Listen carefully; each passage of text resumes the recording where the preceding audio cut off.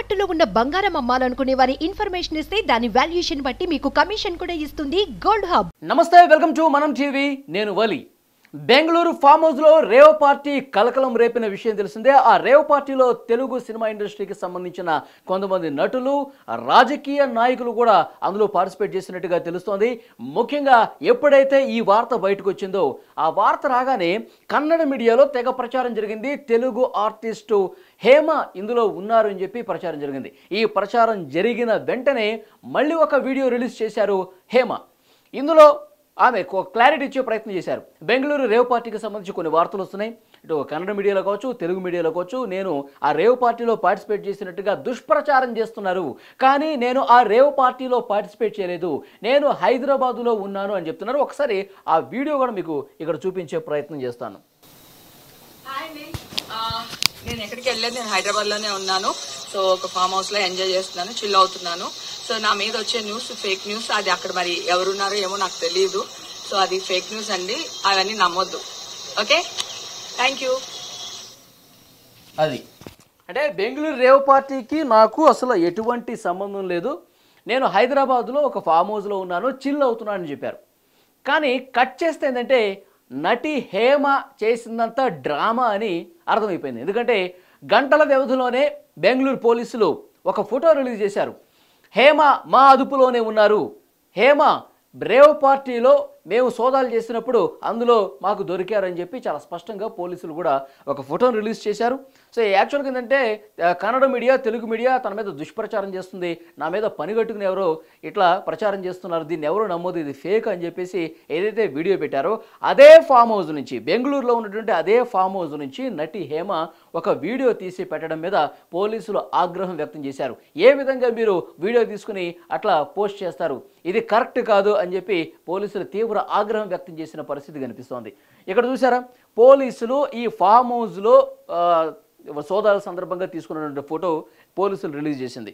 ఇక్కడ మనం చూసాం farm house, GR farm house ఏదైతే ఉందో బెంగళూరులో ఏదైతే రేవ్ పార్టీ జరిగిందో ఆ ఫామ్ హౌస్కు సంబంధించిన దృశ్యం మనం చూస్తున్నాం.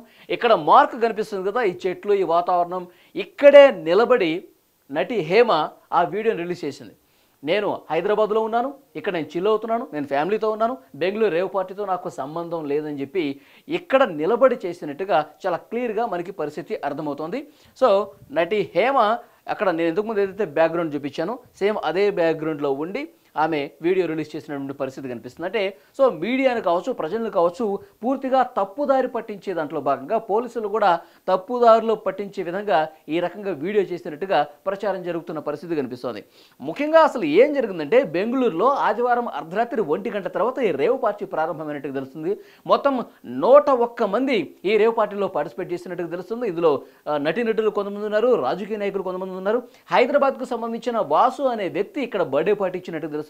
ఈ బర్త్డే పార్టీలో హేమ చాలా కీ రోల్ పోషించినట్టుగా తెలుస్తుంది. హేమకు సంబంధించిన కొంతమంది అమ్మాయిలు కూడా తీసుకొచ్చినట్టుగా తెలుస్తుంది. కొంతమంది టెకీలు కావచ్చు, మోడల్స్ కావచ్చు, తనకు పరిచయం ఉన్నటువంటి వాళ్ళు అమ్మాయిలు కొంతమందిని హేమ అనే దగ్గరుండి అక్కడ ఫామ్ హౌస్కి, రేవ్ పార్టీకి తరలించినట్టుగా మనకు సమాచారం వస్తుంది. పోలీసులు సీరియస్గా ఇన్వెస్టిగేషన్ చేస్తున్నారు.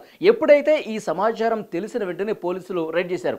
ఇందులో ఆంధ్రప్రదేశ్కు సంబంధించిన ఒక మంత్రి పేరు కూడా వినిపించిన విషయం మనకు తెలిసిందే. ఆ మంత్రికి సంబంధించిన ఆ కారులో అతనికి సంబంధించిన ఆధారాలు ఇవి కూడా లభ్యమయ్యాయి. సో ఆ మంత్రిని కూడా సంప్రదించారు. ఆ మంత్రి ఆంధ్రప్రదేశ్ వైఎస్ఆర్ కాంగ్రెస్ పార్టీకి సంబంధించిన నాయకులు కాకాని గోవర్ధన్ రెడ్డి. సో వారిని కూడా కాంటాక్ట్ చేసే ప్రయత్నం చేస్తే ఆ రేవ్ పార్టీకి నాకు సంబంధం లేదని చెప్తున్నారు. మరి ఆయన పోలీసులు వస్తున్నారన్న విషయం తెలుసుకుని పరారైపోయారా, లేదంటే అతని అనుచరులు, అతనికి సంబంధించిన వ్యక్తులు ఎవరన్నా అతని కారును వాడుకున్న పరిస్థితి కనిపిస్తుందా? దీని మీద కూడా సీరియస్గా పోలీసులు ఇన్వెస్టిగేట్ చేస్తున్న పరిస్థితి కనిపిస్తుంది. అసలు యాక్చువల్గా పోలీసులు దాడులు చేయడానికి రేవ్ పార్టీ సమాచారం తెలుసుకున్న వెంటనే అక్కడికి వెళ్ళినటువంటి పోలీసులకు అందినటువంటి సమాచారం ఏంటంటే మొత్తం 100కు పైగా మనుషులు ఉన్నారు అక్కడ, 31 మంది అమ్మాయిలు ఉన్నారు.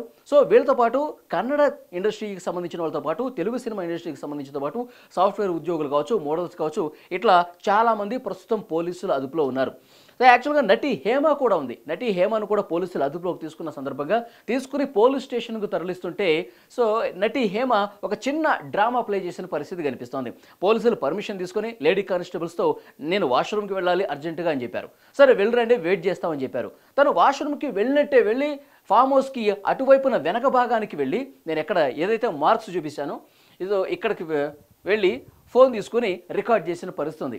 సో ఇది కన్నడ మీడియాలో ఒకవైపు ప్రచారం జరుగుతుంది. సో వెంటనే తెలుగు మీడియాలో కూడా సో ఈ నటి హేమ మరికొంతమంది ఆర్టిస్టులు ఇందులో చిక్కున్నారు, ఇందులో ఉన్నారు అని చెప్పి సమాచారం ఎప్పుడైతే వచ్చిందో సో మొత్తం మనది ఇమేజ్ డ్యామేజ్ అయిపోతున్న ఒక భావనతో నటి హేమ ఇక్కడే నిలబడి వీడియో రికార్డ్ చేసింది. సో వెంటనే తెలుగు మీడియా వాళ్ళందరూ కాంటాక్ట్ చేస్తారు కదా, నటి హేమ మీరు ఇక్కడ ఉన్నారా, మీరు రేవ్ పార్టీలో మీ పేరు వస్తుందని చెప్పి మీడియా వాళ్ళందరూ కాంటాక్ట్ అయ్యే ప్రయత్నం చేస్తారు కదా. సో దాంట్లో భాగంగా ఒక డ్రామా ప్లే చేస్తూ బెంగళూరు ఫామ్ హౌస్లోనే జిఆర్ ఫామ్ హౌస్లోనే ఉంటూ ఒక పక్కకు వచ్చి వాష్రూమ్ అని చెప్పి ఇట్లా బ్యాక్ సైడ్ వచ్చి ఇక్కడ నిలబడి నేను హైదరాబాద్లో ఉన్నాను, రేవ్ పార్టీతో నాకు సంబంధం లేదు, నేను హైదరాబాద్లో ఇక్కడ చిల్ అవుతున్నాను, దయచేసి ఈ ఫేక్ ప్రచారం నమ్మొద్దు, నా మీద పనిగట్టుకుని దుష్ప్రచారం చేస్తున్నారని ఇక్కడే నిలబడి ఒక డ్రామా ప్లే చేసినట్టుగా తెలుస్తుంది. సో దీని మీద పోలీసులు తీవ్ర ఆగ్రహం వ్యక్తం చేశారు. వెంటనే పోలీస్ స్టేషన్కు కూడా తీసుకెళ్లిన పరిస్థితి కనిపిస్తుంది. అసలు ఈ రేవ్ పార్టీలో డ్రగ్స్ వాడకం కూడా తీవ్ర దుమారం రేపుతుంది. అందులో 17 MDMA టాబ్లెట్స్ దొరికినాయి, దాంతోపాటు కొకైన్ కూడా దొరికినట్టు తెలుస్తుంది. అసలు వాసుకు సంబంధించిన ఈ బర్త్డే పార్టీ ఇక్కడ గతంలో కూడా ఇలాంటి పార్టీలు ఏమైనా జరిగిన పరిస్థితి కనిపిస్తుందా? మనకు తెలుసు హైదరాబాద్లో కూడా చాలా చోట్ల హైదరాబాద్ శివార్లలో ఫామ్ హౌస్లో బర్త్డే పార్టీలు రేవ్ పార్టీలు జరిగినటువంటి పరిస్థితి కనిపిస్తుంది. బర్త్డే పార్టీ ముసుగులో ఈ విధంగా రేవ్ పార్టీలు జరుగుతున్నటువంటి వ్యవహారాలు గతంలో కూడా మనం చూసాం. మరి ఈ రేవ్ పార్టీకి ఇంకా ఎవరెవరితో సంబంధం ఉంది, ఇంకా ఎవరెవరు వ్యాపారవేత్తలకు సంబంధం ఉంది, రాజకీయ నాయకులకు సంబంధం ఉంది, సినిమా ఆర్టిస్టులకు సంబంధించిన సమాచారం మొత్తం కూపీలాగుతున్న పరిస్థితి కనిపిస్తుంది. గతంలో జరిగిన రేవ్ పార్టీలకు సంబంధించి కూడా వీళ్ళ ప్రమేయం ఏమైనా ఉందా? గతంలో కూడా అంటే ఎవరికీ తెలియకుండా గుట్టు చప్పుడు కాకుండా రేవ్ పార్టీలను నిర్వహించిన చరిత్ర ఈ విధంగా ఉందా? సో హేమకు సంబంధించిన చాటింగ్ పూర్తిగా వెలికి తీస్తున్నట్టుగా తెలుస్తుంది. హేమ ఎవరెవరితో మాట్లాడింది ఈ బర్త్డే పార్టీకి వచ్చే ముందు, అసలు ఈ ఫామ్ హౌస్ని బుక్ చేయడానికి అసలు ముందు ఎవరు సంకల్పించారు, ఎవరు వీళ్ళతో కాంటాక్ట్ అయ్యారు, ఎంతమంది వస్తామని చెప్పారు, ఎవరెవరు వస్తున్నారు, వాళ్ళకి సంబంధించిన డీటెయిల్స్ ఏంటి?